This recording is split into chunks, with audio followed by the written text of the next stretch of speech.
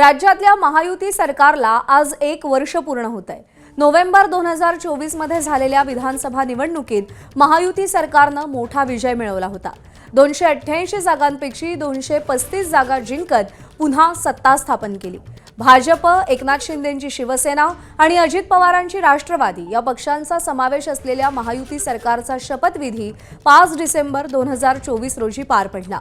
तर आज महायुती सरकारच्या सत्ता स्थापनेला 1 वर्ष पूर्ण झालंय।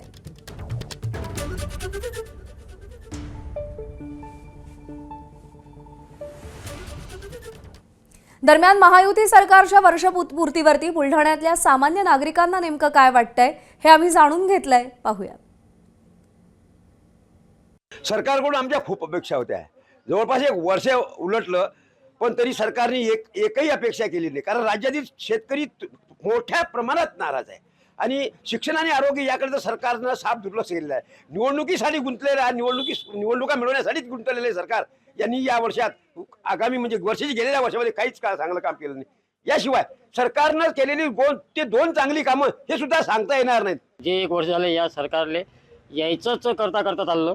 शेतकऱ्याकडे, नवयुवकांकडे, बेरोजगारीकडे जरासंही सरकारले लक्ष द्यायला वेळ नाही। यायच्याच भांडणात हे सरकार मग्न आहे। नाही, सरकारच्या तर कोणत्याही कामावर खुश नाही। कारण की लाडकी बहीण आहे किंवा इतर शेतकऱ्यासाठी जे आहेत, भाव नाही शेतकऱ्याच्या पिकाला, याच्याबद्दल मी खुश नाही आहे असं मी तुम्हाला। सरकारने कोणती 2 कामं चांगली केली? चांगली कामं तर मला नाही आठवत।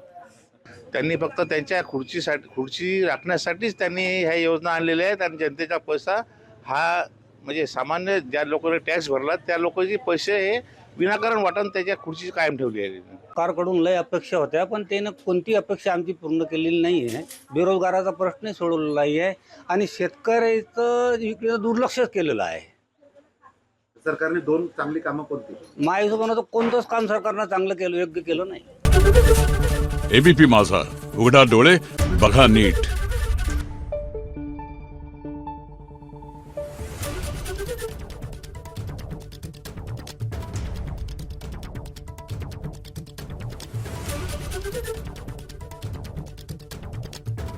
Thank you.